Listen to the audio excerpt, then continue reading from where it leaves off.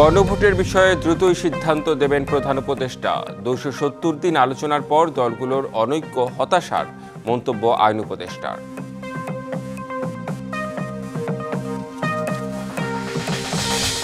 জুলাই সনদ বাস্তবায়নে যে কোনো মূল্যে নভেম্বরেই দিতে হবে গণভোট, জামায়াতের সাফ কথা। সনদ বাস্তবায়ন না হলে অভ্যুত্থানের সব অর্জন বিসর্জনের সংখ্যা এনসিপির।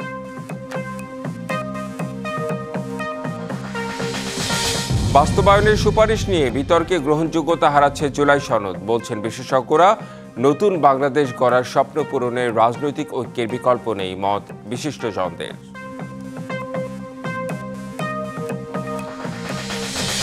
গাজীপুরের টঙ্গীতে গ্যাস লিকেজ থেকে ছোট ছোট বিস্ফোরণ ও আগুনের ঘটনা। আতঙ্কিত এলাকাবাসী।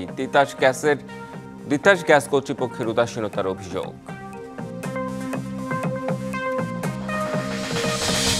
আবারও পর্যটকদের পদচারণায় মুখর হতে যাচ্ছে সেন্ট মার্টিন, তবে শর্তের বেড়াজালে অনেক পর্যটককে নিরুৎসাহিত করবে, বলছেন ব্যবসায়ীরা।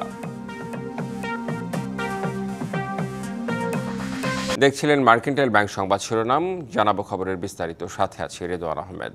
রাজনৈতিক ঐক্যমত্যের ভিত্তিতে রচিত জুলাই সনদে স্বাক্ষর করলেও এখন বাস্তবায়নের সুপারিশ নিয়ে নতুন করে বিতর্কে জড়িয়েছে রাজনৈতিক দলগুলো। এ পরিস্থিতিতে আইন ও সংবিধান বিশেষজ্ঞরা বলছেন, বিতর্কের কারণে জনমনে গ্রহণযোগ্যতা হারাচ্ছে বহুল প্রত্যাশিত জুলাই জাতীয় সনদ। আগামী নতুন বাংলাদেশ গড়ার স্বপ্ন পূরণে রাজনৈতিক ঐক্যের বিকল্প নেই বলেও মত দেন বিশিষ্টজনরা।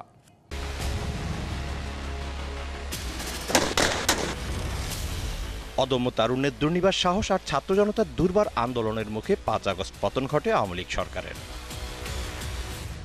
নতুন রাজনৈতিক বন্দোবস্তের প্রত্যয়ে রচিত হয় জুলাই সনদ, হস্তান্তরিত হয় প্রধান উপদেষ্টার কাছে। তবে সেখানেও রয়েছে শুভঙ্করের ফাঁকি, এমন অভিযোগ বিএনপি মহাসচিব মির্জা ফখরুলের।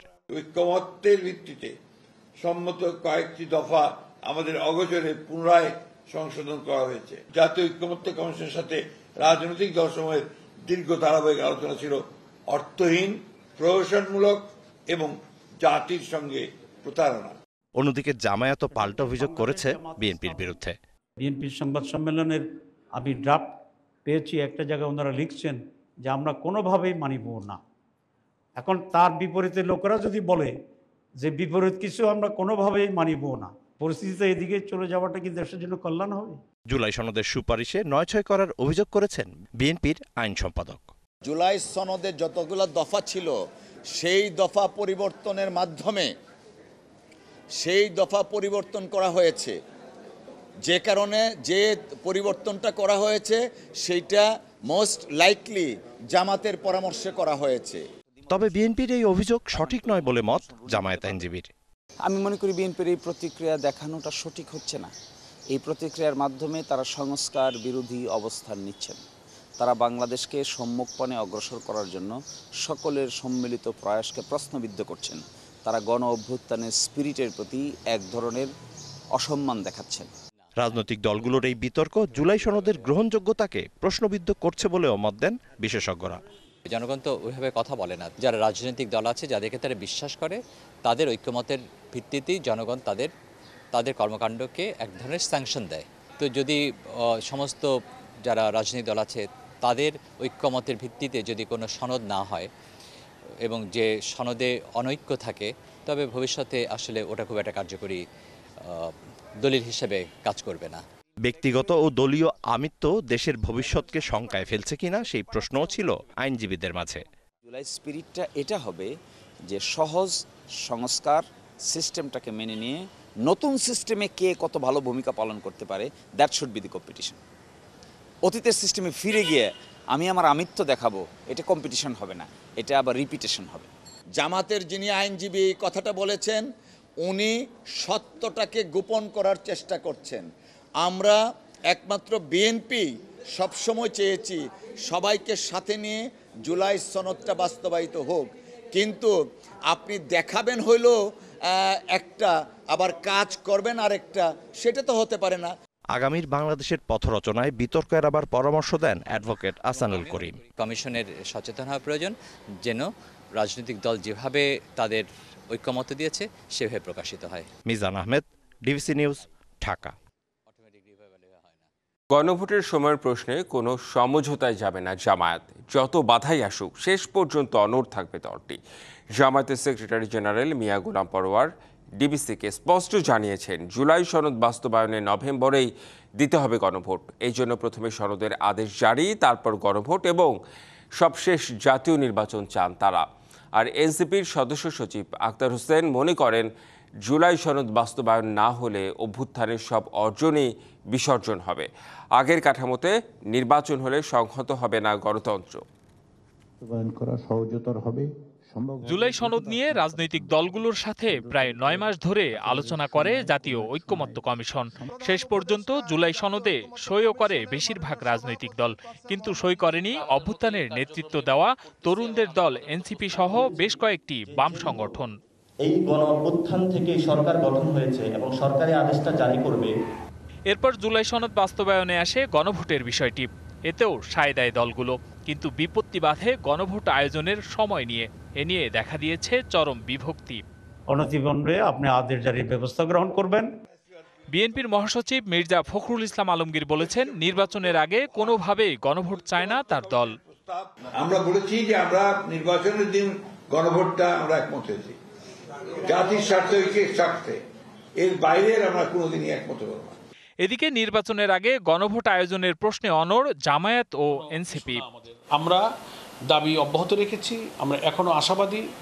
আমাদের জুলাই সনদ বাস্তবায়নের আইনি যে প্রক্রিয়া আমরা বলেছি, গণভোটকে আমরা জাতীয় নির্বাচনের আগে করতে বলেছি। যদি আইনি প্রবলেম না থাকে তাহলে প্রধান উপদেষ্টার স্বাক্ষরে আদেশ জারি করতে বলেছি। রাজনৈতিক দলগুলো একমত হয়েছে, জনগণ এখানে সমর্থন দিয়েছে। তার বাইরে পরের সংসদে যাওয়ার কোনো সুযোগ নেই, কোনোভাবেই এই কথা বলার সুযোগ নেই যে জুলাই সনদের ব্যাপারে যা কিছু হবে সেটা পরের সংসদ ঠিক করবে। এটা জাতির সঙ্গে প্রতারণা করা হবে। জামায়াতের সেক্রেটারি জেনারেল বলেন, গণভোটের বিষয়ে জনগণের জানার অধিকার রয়েছে। জুলাই সনদ বাস্তবায়নে যে কোনো মূল্যে নভেম্বরেই দিতে হবে গণভোট। গণভোটটা হতে হবে জাতীয় নির্বাচনের আগে এবং সময় আমরা বলেছি নভেম্বর। ভোটার যদি সংস্কারের বিষয়গুলো আগেই হ্যাঁ কি না হয়েছে এটা বুঝতে না পারে, তো তিনি তো ভোটের সিদ্ধান্ত নিতে বিব্রত বোধ করবেন। যেহেতু তাদের সামনে একটা গ্রহণযোগ্য নির্বাচনে নির্বাচিত জনপ্রতিনিধির কাছে ক্ষমতা হস্তান্তরের প্রশ্নটা এসে দাঁড়াবে, তখন শুধু পলিটিক্যাল পার্টি এখানে ইনভলভ হবে না, তখন পাবলিক আরও ইনভলভ হয়ে যাবে। এনসিপি বলছে, গণভোটই হবে জনগণের সর্বোচ্চ মতামতের প্রকাশ। আমরা গণভোটের কথা বলছি, যার মধ্য দিয়ে জনগণ তাদের অভিপ্রায়ের সর্বোচ্চ অভিব্যক্তি প্রকাশ করবে এবং তার কারণেই সামনের সংসদ একটা গাঠনিক ক্ষমতা প্রাপ্ত হবে। এই গাঠনিক ক্ষমতা প্রাপ্ত হওয়া তার উপর বাধ্যবাধকতার জায়গা তৈরি করবে জুলাই সনদ বাস্তবায়ন করার ক্ষেত্রে। জুলাই সনদের আইনি ভিত্তি দেওয়ার জায়গা নির্বাচনের আগেই সমাপ্ত হবে। বিএনপির দাবি অনুযায়ী নির্বাচনের দিন গণভোট হলে দুটোই বিঘ্নিত হওয়ার আশঙ্কা আছে বলে মনে করে জামায়াত ও NCP. Hasan Al Mamun, DBC news, Dhaka. গাজীপুরের টঙ্গীর বিভিন্ন এলাকায় প্রায় গ্যাসের লিকেজ থেকে ছোট ছোট বিস্ফোরণ ও আগুন লাগার ঘটনা ঘটে। এমন ঘটনায় আতঙ্ক বিরাজ করছে এলাকাবাসীর মধ্যে। তিতাস গ্যাস কর্তৃপক্ষের উদাসীনতায় এই ঝুঁকি দিন দিন ভয়াবহ রূপ নিচ্ছে বলে অভিযোগ ফায়ার সার্ভিস কর্তৃপক্ষের। গাজীপুর সিটি কর্পোরেশনের ড্রেনের মধ্য দিয়ে বসানো তিতাসের পাইপলাইনের লিকেজ থেকে গ্যাস নির্গত হয়ে প্রায় আগুনের ঘটনা ঘটছে। টঙ্গীর এরশাদনগর, মিলগেট, আওড়ার ট্যাগসহ বেশ কয়েকটি এলাকায় রাস্তাঘাট ও বাড়ির আশেপাশে গ্যাসের তীব্র গন্ধ ছড়িয়ে পড়ছে প্রায় প্রতিদিন। অনেক জায়গায় ফুটপাত ও ড্রেনের ভিতর দিয়ে বুদবুদের মতো গ্যাস বের হতে দেখা যায়। এতে আতঙ্ক বিরাজ করছে এলাকাবাসীর মধ্যে। খালি এনে নামছি, নামার পরে অন্য ড্রিম করে একটা আওয়াজ হইলো, আওয়াজ হয়েছে এদিক চাইছি এনো ব্রাস্ট হয়ে গেলো, পরে দৌড় মারছে এদিক। না, অনেকটাই ভয় করতেছে। আমার দোকানটা হলো ওইটা, এদিক দা এরিয়া দিয়ে রাখছে, ওদিক দাও এরিয়া দিয়ে রাখছে, এদিক দা যেন কোনো গাড়ি ঘোড়া না ঢুকতে পারে। সবার ভিতরে একটা আতঙ্ক। সংশ্লিষ্টরা বলছেন, পুরনো পাইপলাইনগুলো মেরামত জরুরি। বারবার ঊর্ধ্বতনদের জানালেও আমলে নিচ্ছেন না তারা। সবগুলা লাইনই বিকল। এটার ব্যাপারে আমি ডিজিএমের কাছে নিজে যেয়ে বলে আসছি যে স্যার এটা মানে লাইনগুলো মেরামত করা মানে পরিবর্তন করার কোনো মানে পরিকল্পনা আমাদের আছে কিনা, সে বলছে আমরা দেখতেছি। দ্রুত মেরামত না করা হলে যে কোনো সময় বড় ধরনের বিস্ফোরণ বা অগ্নিকাণ্ডের ঘটনা ঘটতে পারে, শঙ্কা ফায়ার সার্ভিসের। যে কোনো মুহূর্তে টঙ্গীতে একটা বড় ধরনের দুর্ঘটনা ঘটার আশঙ্কা আছে এবং এটা থেকে এড়িয়ে যাওয়ার জন্য অবশ্যই এই গ্যাস লাইন জরুরি ভিত্তিতে মেরামত করা প্রয়োজন বলে আমি মনে করি। যদিও এসব বিস্ফোরণ ও অগ্নিকাণ্ডকে প্রাকৃতিক ঘটনা বলে দায় সারলেন তিতাস কর্মকর্তা। লিকেজ তো একটা ন্যাচারাল জিনিস, ড্রেনের মধ্যে মাটির নিচে পাইপ থাকলে ওটা লিকেজ হবে। লিকেজ হবে না এটা একবারে নিশ্চিত করে দেওয়ার কোনো ব্যবস্থা কোথাও নাই। নিয়মিত তদারকি ও দ্রুত মেরামতের মাধ্যমে ঝুঁকিপূর্ণ পরিবেশ থেকে মুক্তি পেতে চান টঙ্গীবাসী। Mahmuda Sikder, DBC news, Gazipur. প্রকল্প গ্রহণের প্রায় 14 বছর পর কার্যক্রম শুরু হচ্ছে খুলনার নতুন আবাসিক কারাগারের। অবসান হচ্ছে বন্দীদের গাদাগাদি আর দুর্বিষহ কষ্টের। নিশ্চিত হচ্ছে আধুনিক সুযোগ সুবিধা। 1 নভেম্বর পুরনো খুলনা জেলা কারাগারের থেকে প্রথম ধাপে স্থানান্তর করা হবে 100 বন্দী। প্রায় 113 বছর আগে নির্মিত হয় খুলনা জেলা কারাগার। ধারণ ক্ষমতা 608 জনের হলেও অধিকাংশ সময় থাকেন দ্বিগুণের বেশি বন্দী। এখন জীর্ণশীর্ণ আর দুর্বল হয়ে পড়েছে ব্রিটিশ আমলের এই স্থাপনা। ঝুঁকি এড়াতে 2011 সালে নতুন একটি আধুনিক কারাগার নির্মাণের প্রকল্প নেওয়া হয়। এরপর 14 বছরে 2 দফা সংশোধন আর 8 বার সময় বাড়িয়ে 288 কোটি টাকা ব্যয়ে শেষ হয় নির্মাণ কাজ। প্রায় 30 একর জমির ওপর সংশোধনাগারটির ধারণ ক্ষমতা 2000। 30 একর জায়গার উপরে আমাদের খুলনা জেলা কারাগার প্রকল্পটি নির্মিত হয়েছে। কাজটি সুসম্পন্ন করতে 2024 জুন লেগে যায় এবং 2024 জুনের মধ্যে আমরা সফলভাবে প্রত্যেকটা অঙ্গের কার্যক্রম সুসম্পন্ন করেছি। এতে বন্দীদের গাদাগাদি করে থাকার কষ্ট কমবে এমন আশা স্থানীয়দের। মানে নতুন জেলখানায় যে কয়েদি বা হাজতিরা থাকবে তারা এই পুরাতন জেলখানার চেয়ে অনেক ভালো অবস্থানে থাকবে এবং আমার মনে হয় যে এই ক্ষেত্রে মানে একজন আসামির যে সুযোগ সুবিধা পাওয়ার অধিকার রাখে সেইটা নতুন জেলখানায় সুযোগ সুবিধাটা থাকবে বলে আমি আশা করি। তবে এখনই বন্ধ হচ্ছে না পুরনোটি। নতুন জায়গায় কারাবন্দীরা নিজেদের আরও সংশোধনের সুযোগ পাবেন। প্রথমত জায়গা বেশি, হসপিটাল আছে, আধুনিক হসপিটাল, লাইব্রেরি আছে, কিশোর কিশোরী এগুলো আলাদা রাখার ব্যবস্থা আছে, মহিলাদের জন্য আলাদা ডিভিশন ওয়ার্ড আছে, পুরুষদের জন্য আলাদা ডিভিশন ওয়ার্ড, ফাঁসির আসামি রাখার জন্য আলাদা ফাঁসির সেল আছে। আমরা 2টা কারাগারই ব্যবহার করব। পুরাতন কারাগারে যে মেট্রো এলাকার যে আসামি এইগুলা থাকবে এখানে, আর বাকি আসামি জেলা এবং সাজাপ্রাপ্ত আসামিগুলা নতুন জেলে চলে যাবে। নতুন কারাগার পুরোদমে শুরু করতে 600 কারারক্ষীর চাহিদা পাঠানো হয়েছে। প্রথম ধাপে 1 নভেম্বর খুলনা জেলা কারাগারের 100 বন্দী স্থানান্তরের মধ্য দিয়ে শুরু হবে নতুন সংশোধনাগারের কার্যক্রম। DBC news desk. ছুটির দিনে রাজধানীর নিত্যপণ্যের বাজারের খবর জানাতে মহাখালী কাঁচা বাজার থেকে যুক্ত হচ্ছেন সহকর্মী ইউসুফ রানা। ইউসুফ, বাজারে শীতের সবজি কেমন এসেছে আর সবজি ও নিত্যপণ্যের দাম কেমন দেখছেন? রেদওয়ান, আপনি যেমনটি বলছিলেন এখন কিন্তু শীতের আগাম সবজি বাজারে আসতে শুরু করেছে এবং গত 3 থেকে 4 মাস যাবৎ রাজধানীর বাজারে যে নিত্যপণ্যের ঊর্ধ্বমুখী একটি ভাব ছিল সেটি কিন্তু গত 1 থেকে 2 সপ্তাহ যাবৎ কিছুটা কমতে শুরু করেছে। আমরা আজকের বাজারে এসে দেখলাম যে শীতের বেশ সবজি বাজারে এসেছে এবং বিক্রেতারা আমাদেরকে যেমনটি জানিয়েছেন যে গত 2 সপ্তাহের তুলনায় এই সপ্তাহে সবজির দামও প্রায় 20 থেকে 30 টাকা কেজি প্রতি কমেছে। বিশেষ করে শীতের আগাম শিম যেটি ছিল গত সপ্তাহে 100 টাকার বেশি, সেই শিমের দাম এখন 60 থেকে 70 টাকার মধ্যে মিলছে এবং বেগুনের দামও কমেছে 20 থেকে 30 টাকা, 50 থেকে 60 টাকা কেজির মধ্যে বেগুন মিলছে এবং অন্যান্য যে সবজি আছে প্রায় সব ধরনের সবজি কিন্তু এখন 50 থেকে 60 টাকার মধ্যে মিলছে এবং বিক্রেতারা আমাদেরকে যেমনটি জানিয়েছেন যে এই শীতের সবজি বাজারে যত বেশি আসতে শুরু করবে দাম ততই কমতে থাকবে এবং এই সবজির সাথে কিন্তু ডিমের দামেও কিছুটা স্বস্তি আমরা দেখতে পেরেছি যে এই সপ্তাহে ডজনে 4 থেকে 5 টাকা ডিমের দামও কমেছে। কারণ শীতের বাজারে যখন অন্যান্য সবজি এবং অন্যান্য পণ্য পর্যাপ্ত পরিমাণ সরবরাহ থাকে তখন কিন্তু সব ধরনের পণ্যের দামই কিছুটা নিম্নমুখী থাকে। আমরা দেখেছি মাংসের বাজারেও যে আগের যে দামটি ছিল নির্ধারিত দাম সেই দামেই এখনও মাংস বিক্রি হচ্ছে, অর্থাৎ মাংসের দাম যদি না কমলেও ঊর্ধ্বমুখী যে ভাব সেটি এখন আর নেই এবং গরু এবং খাসির মাংস আগের নির্ধারিত দামেই বিক্রি হচ্ছে। বিক্রেতারা আমাদেরকে যেটি বলছেন যে যখন এই মৌসুমে সরবরাহ সরবরাহ আরও বাড়বে, তখন নিত্যপণ্যের দামে আরও কিছুটা স্বস্তি আসবে। আমরা দেখলাম যে ব্রয়লার মুরগি গত সপ্তাহে যে দামে বিক্রি হচ্ছিল 160 থেকে 70 টাকা কেজি, সেই একই দামে আজকেও বিক্রি হচ্ছে 160 থেকে 70 টাকা কেজি দামে। তবে শীত মৌসুমে ব্রয়লার মুরগির চাহিদা কিছুটা বাড়ে নানা আনুষ্ঠানিকতার জন্য, এই জন্য সরবরাহ বাড়লেও এই সময় ব্রয়লার মুরগির দামটা কিছুটা চড়া ভাব থাকে, এটি বিক্রেতারা আমাদেরকে জানিয়েছেন। ক্রেতারা যেমনটি বলছিলেন যে সারা বছরই বেশিরভাগই সময় নিত্যপণ্যের যে ঊর্ধ্বমুখী ভাবটি থাকে, শীতের সবজি আসলে সেই ভাবটা কিছুটা কমে। তবে সিন্ডিকেটের কারণে যেই পরিমাণ দাম কমা দরকার সেই পরিমাণ দাম অনেক সময় কমে না, এবং কৃষকরা প্রকৃতপক্ষে নির্ধারিত যে তারা যে দাম পাওয়ার সেটি পায় না, মধ্যস্থতাভোগীরা সেই দামটা আসলে নিয়ে যায়। এজন্য আগে থেকেই এই দামটা যেন নিয়ন্ত্রণে থাকে সেই ব্যবস্থা নেওয়ার জন্য তারা ক্রেতারা বারবার বলছেন, এবং সিন্ডিকেট যেন আবার সক্রিয় না হয় সেই বিষয়টা জোরালোভাবে দেখার তাগিদ দিয়েছেন ক্রেতারা, এবং কিছুটা দাম কমায় কিন্তু ক্রেতাদের মধ্যেও কিছুটা স্বস্তির ভাব আছে। রেদওয়ান। জি ইউসুফ, আপনাকে ধন্যবাদ। নীল জলরাশি, সাদা বালু সৈকত আর গাংচিলের উড়ি, স্বপ্নের মতো সুন্দর দ্বীপ সেন্ট মার্টিন আবার পর্যটকদের পদচারণায় মুখর হতে যাচ্ছে। শনিবার থেকে শুরু হচ্ছে ভ্রমণ মৌসুম। সরকারি বিধিনিষেধ মানার বিষয়ে সতর্ক প্রশাসন। তবে মন্ত্রণালয়ের 12টি শর্তের বেড়াজাল আর দীর্ঘ সমুদ্র পথ পাড়ি দিতে অনেক পর্যটকই নিরুৎসাহিত হবেন বলে ধারণা ব্যবসায়ীদের।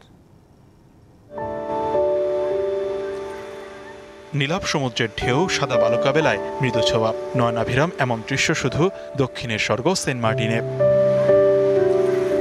ভ্রমণ পিপাসুদের কাছে পরম আরাধ্যের এক গন্তব্য এই সেন্ট মার্টিন দ্বীপ। প্রবাল প্রাচীর, কেয়া বন, সারি সারি নারিকেল গাছ পর্যটকদের কাছে যেন রোমাঞ্চের হাতছানি।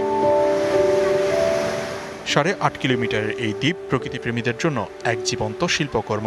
1 নভেম্বর থেকে পর্যটকরা যেতে পারবেন এই দ্বীপের সৌন্দর্য উপভোগ করতে। তবে প্রকৃতি ও পরিবেশের ভারসাম্য রক্ষায় গত বছর থেকেই মেনে চলতে হচ্ছে বেশ কিছু বিধিনিষেধ। জানুয়ারি পর্যন্ত সেন্ট মার্টিনে ভ্রমণ করা গেলেও রাত্রিযাপন করা যাবে ডিসেম্বর থেকে। প্রতিদিন গড়ে 2000 পর্যটক ভ্রমণের সুযোগ পাবেন। লাগবে ট্রাভেল পাস। নিরাপত্তার কারণে 2023 সাল থেকে দমদমিয়া জেটিঘাট থেকে পর্যটকবাহী জাহাজ চলাচল বন্ধ। বিকল্প হিসেবে এবার নুনিয়ারছড়া জেটিঘাট থেকে চলবে জাহাজ। দীর্ঘ সমুদ্রপথ পাড়ি দেয়া ও ডুবোচরে জাহাজ আটকে যাওয়ায় অনেকে নিরুৎসাহিত হচ্ছেন বলছেন ব্যবসায়ীরা।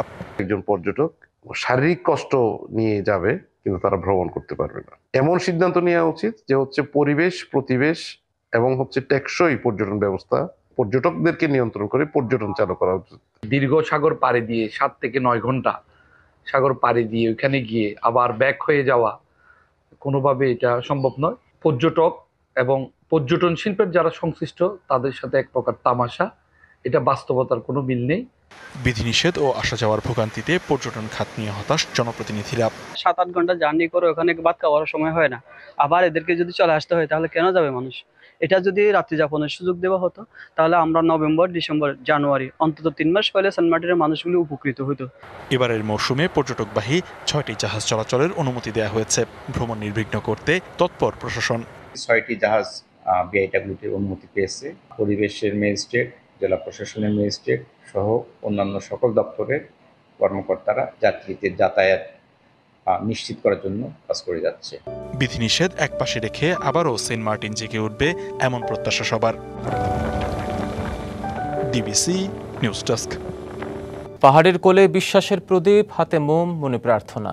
দক্ষিণ এশিয়ার ক্যাথলিকদের সবচেয়ে বড় তীর্থযাত্রা এবার আলোকিত করে তুলেছে শেরপুরের বারোমারিকে, যে যাত্রায় ফাতেমা রানীর করুণা আর শান্তির বার্তা ছড়িয়ে পড়ছে ভক্তদের হৃদয়ে। বারোমারিতে আজ শেষ হচ্ছে ক্যাথলিকদের এই বৃহত্তম তীর্থযাত্রা। আশার আলোকশিখা হাতে বিশ্বাসের পাহাড় বেয়ে হাজারো তীর্থযাত্রী আজ খুঁজছেন ক্ষমা, করুণা আর শান্তির ছায়া। শেরপুরের নালিতা বাড়ির বারোমারি সাধুলিয়র ধর্মপল্লীতে আজ শেষ হচ্ছে ফাতেমা রানী মা মারিয়ার 25তম তীর্থোৎসব। 2 দিন ধরে পাহাড়ি বাতাসে মিশেছে প্রার্থনার সুর, ধূপের গন্ধে মিশেছে ভক্তির দীপ্ত আলো। মোমবাতি হাতে হাজারো তীর্থযাত্রী অংশ নেন আলোর মিছিলে। এ যেন মহামিলন মেলা, ভ্রাতৃত্ব ও আশার মহা উৎসব। জাতি, ধর্ম, বর্ণ নির্বিশেষে আমরা সকলেই যেন শান্তিতে বসবাস করতে পারি। প্রার্থনা করি যাতে মা মারিয়া আমাদের শত যত যাচনা আছে, আমাদের যত প্রার্থনা আছে, যাতে পুলিশ স্বীকার করে গ্রহণ করে নেয়। বৃহস্পতিবার দুপুরে পুনর্মিলন ও পাপ স্বীকারের মধ্য দিয়ে শুরু হয় দক্ষিণ এশিয়ার সবচেয়ে বড় এই ক্যাথলিক তীর্থোৎসব। রাতভর চলে আলোক শোভাযাত্রা, নিরাময় আরাধনা ও প্রার্থনার নিশি জাগরণ, যেন বিশ্বাস আর ভক্তি মিলে এক হয়ে ওঠে মানবতার সেতুবন্ধন। তীর্থযাত্রী নিরাপত্তায় কয়েক স্তরের পাহারায় ছিল প্রশাসন ও পুলিশ।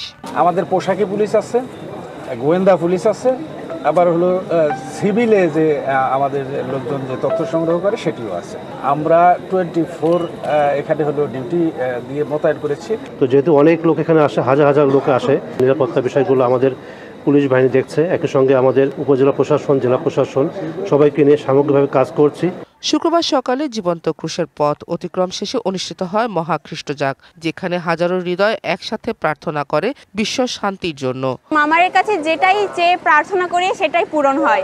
মামারের জন্য আমাদের সকল আশা পূরণ করেন। আমরা ধর্ম নির্বিশেষে সবাই যেন একতাবদ্ধ হয়ে দেশটা পরিচালনা করতে পারি। ঈশ্বরের নামে বিশ্বাস করে, সৎ পথে থেকে যদি বিশ্বাস করে, তাহলে এই দেশে শান্তি আসবে। সারা বাংলাদেশের মানুষ এখন এখানে আসে তীর্থ করার জন্য, পুণ্য অর্জন করার জন্য, পাপ থেকে মোচন লাভ করার জন্য, মন পরিবর্তনের জন্য। পর্তুগালের ফাতেমা নগরের অনুকরণে 1998 সালে গড়ে ওঠা বারোমারি তীর্থস্থানে এসে কেউ ফিরে যান ক্ষমার আলো নিয়ে, কেউ ফিরে যান নতুন জীবনের প্রতিশ্রুতি বুকে নিয়ে। DBC news desk. সংবাদে এই ছিল এখনকার মতো, সঙ্গেই থাকুন।